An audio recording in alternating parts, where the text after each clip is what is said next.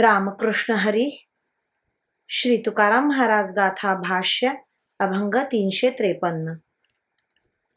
भवसिंधूचे काय कोडे, डावी वाट चाले पुढे.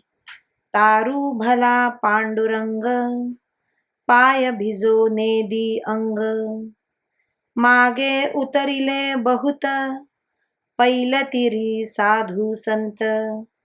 तुका म्हणे लाग वेगे, जाऊ तयाचिया मागे.